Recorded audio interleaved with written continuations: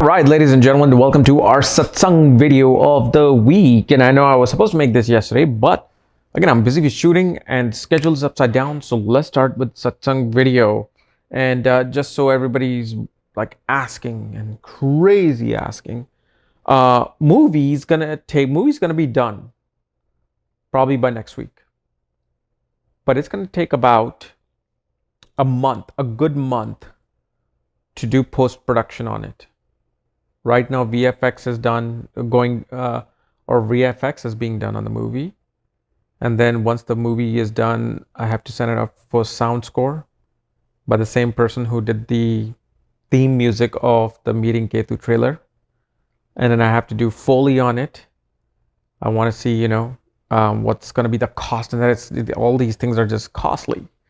So please subscribe to KRS Vlogs at this link here under shop section. Or just get my books or something so I can actually not stress on this post-production cost. So anyway, let's start with our first Q&A. Okay. So the very first Q&A is from Mr. Diagnosis. And this person asks, it's interesting, if the stories of the gods and nakshatra often expresses in our life is free will illusionary, as well as our desire, when it seems like we are fulfilling the karma of these higher beings, the Ashwins, Kumar, the Nagas, the Indra, if they are more than just the stories or if they are more just than the stories or myth, then I think it's hyperbole to assume our independence has any significance and any deeper meaning than what they are. I don't have to answer this question. You asked the question and you answered it yourself. You're absolutely right. There is no free will. There is no, independent path. Everybody's set on certain path, certain type of path.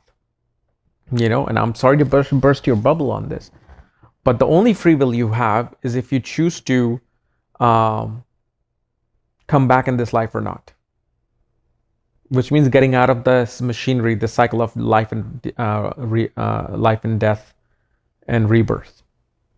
That's the free will you have, that you have this choice that I may want to escape this. And how do I do this? Well, that's when that spiritual path comes into play. And it's not easy. It's not like, just do this and then you will not have to come back. There's a reason why it's like the Matrix. You have to have Morpheus. You have to have these machines that takes you out of the Matrix. It's not easy. It's a struggle. Sometimes it's not just a lifelong struggle. It's a multiple lifelong struggle. But yes, we are living the stories of the nakshatra deities. Every story that you read on nakshatra is what's playing out in your life. Is that simple? That's how simple astrology is. But these stories that we hear of, let's say, Taftar and Ashwin Kumars and Indra and Varuna, there's a lot more to it than just what you read online on Wikipedia, or let's say whatever you hear from me here on this channel. You need to actually read the hymns of the Vedas. And the hymns of the Vedas are, I think, is total 600 pages. When you read the hymns of the Vedas, you will see, most of these nakshatra deities coming into play in some story, and you find additional meaning to them, additional depth to them. Although in Rig Veda, you will mainly find most of the slokas or hymns on Agni and Indra. Also, you do come across Varuna and Yama, but mainly it's all going to be Indra and Agni. Indra and Agni is very, very prominent, So yeah, I mean, there's your question. But I just wanted to say this question answer just so everybody kind of get to know, Then it's from Nikita Rathod. Does debilitated benefic planets like Jupiter in the kendra eventually give good to the native? That's very interesting that you didn't just ask this question, you actually used the word kendra. See, kendra is the pillars of the house, which is 1, 4, 7, and 10th house. It's like these plates. And this is what builds our life. And debilitated planets do find actually strength in kendra. And one thing I will say, with the people that I know in my personal life, people's reading that I've done, debilitated Jupiter tends to make a person very money driven. Like they want material resources in this life. So what happens is a person naturally becomes of the mindset who wants to succeed in this life. So a debilitated Jupiter can actually give more financial success. Sure, a person may be more oblivion or non-conformist towards like spiritual path, or they may take up to a certain degree, but they may not fully want to just take it because that's probably not their dharma. Unless, of course, Jupiter is Vargottama or exalted in Navamsha and Vimsamsa, and suddenly Jupiter not only progresses the person towards money, but also progresses the person towards spiritual path. But yeah, Kendra planets, will give good results. But of course, there's always good and bad. It's not just good. With debilitated Jupiter, you'll always find something there, depending upon the ascendant though. So between Aries and Pisces, what is your ascendant? Well, that's what's gonna show what negative, positive results will Jupiter will give. Then this one had no name on it. Do combust planets stay combust forever? What kind of karma causes combustion? Interesting question. So, first of all, what kind of karma causes combustion? You took advantage of that particular individual in one of your past lives for that planet to be combust. Venus, combust. You took major advantage of your spouse without ever giving them anything back. Saturn's combust. You took major advantage of your servants, people who are working under you, laborers, that, or let's say you were a politician, you took major advantage of masses of people, who were the public. Saturn would be combust. Mars, you took advantage, cheated your brother in past life. Combust. So whatever the planet's significance is, you took such cruel advantage that particular planet is now like, well, sorry, I gotta be combust. But now, what does combustion mean? So let's say Venus is combust, okay? And Venus is kidneys. Does that mean you don't have any kidneys? If let's say Jupiter is combust, Jupiter is fat, that means you have 0% fat because its combust is turned off? That's not how it works. The planet is working, the planet is active, the planet is giving results. But it gives results where it frustrates a person as to why I can't achieve this. That's what happens. It kind of like teases a person. Like, for example, a really severe combust Venus will find the most beautiful, perfect spouse. But then suddenly, boom, the marriage ends. Suddenly, boom, the spouse just leaves. And boy, you were like, oh my God, I almost had it. What happened? And don't blame them for leaving you. It was your own past life karma. That person, you probably took advantage of that person in past life. So now they just came back to just help you repay your debt. So actually be happy. Let me tell you, the biggest karma you build is in your mind. You can do anything you can sit still in one room for the rest of your life. Food is given to you, everything is given to you. You don't talk to anybody, nothing. But if the mind is scheming, planning, hunting, you're creating karma. This is why, in order to really escape this cycle of death and rebirth, you gotta clear that mind. Like, just be blank. Whether you see a dramatic thing, whether you see the happiest thing, you're just blank. And it takes a lot of practice, secret yogic practices.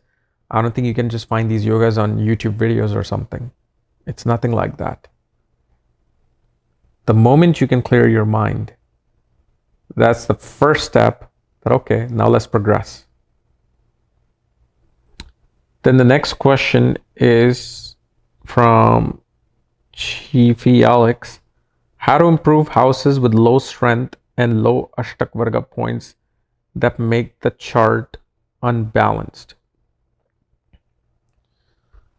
So I guess what you're referring to is the Ashtakavarga points, like Sarvashtakvarga points, the total accumulated mathematical points that are given to each house, by all the planets. And so you want to know how to strengthen that. Well, one of the simplest thing is whichever house that has the lowest Ashtaka Varga. And I know this sounds very classical. This sounds very, kind of old method and, fool's advice. But serve that particular individual of that house. Donate to them. Give them something. Let's say you have the lowest Ashtaka Varga in your 9th house. This can either cause separation of relationship with the father. Father may deal with so much stress in life that he may not be able to be there at the most important moments in your life. Well, you just serve the father. One day you just go up to the father. What do you need? Are you trying to help build this thing in the backyard? Let me help you. You pretty much just help and it starts strengthening. There's no magic trick. Oh, well, get this, get that. Now, the only way you can rectify this Ashtaka Varga with some magic, it's not really magic, it's logic. It's Vastu. Vastu Shastra. Vastu Shastra is actually a very practical, powerful remedies when done right. So let's say if your northeast direction of the home has some major flaw in it, whether you have a beam there, whether you have a toilet there, whether there's a hole in the foundation right outside the home, you have to fix those. Once you fix those, then you put certain items in that particular place to uplift that place. Because once you fix those things, it neutralizes. So it's down and it neutralizes. Now you got to lift it up. So that's one of the best ways to strengthen those Ashtaka points. And I know it's going to be very hard for some people to do it. If you don't have a great relationship with the father, you'll just feel awkward, like, why am I offering something? And father will be like, what is wrong with you? So things get complicated. It's not so easy to just do some of these remedies. Then Rahul Gupta asked how to activate meditativeness, or which thing can help to become naturally meditative. Okay. So how to activate meditativeness? First of all, you got to find a quiet place. So if let's say you have 5, 6, 7 people in your home and they're all loud and all of that, the mind is already busy thinking about things. On top of that, you got this burden of noise. So you got to find a quiet place. And no matter where you sit in the quiet place, face the east, where the sun rises from. And especially have one of those pillows that you put underneath your butt, meditation pillows. So you sit kind of like on the edge of that pillow. It gives you comfort. You don't want to be going, to the 10th level of a yogi sitting on a rock, on a very harsh rock surface, on a rocky surface, and trying to meditate. You will not. You're not there. Okay, you got to learn to walk before you fly. And then one of the thing is, best way to actually meditate is actually get a candle or diya. In India, we call it what? I don't know what you call diya, but a candle light or candle. Put a candle in front of you and just watch that candle. You don't even have to close your eyes and think about things, because you're going to start thinking things. Just watch that candle fire. Because remember, whenever fire is happening, you're always just focused on it. Something about fire, it just keeps you there. So candle, when it's burning, you just keep it there. And you will see slowly, within 15 minutes, 20 minutes, looking at the candle, you'll be lost. What's going to happen is you're looking at that candle, everything will start to get dark. Even in a midday, it'll get dark and just that candle will show. But you got to have patience.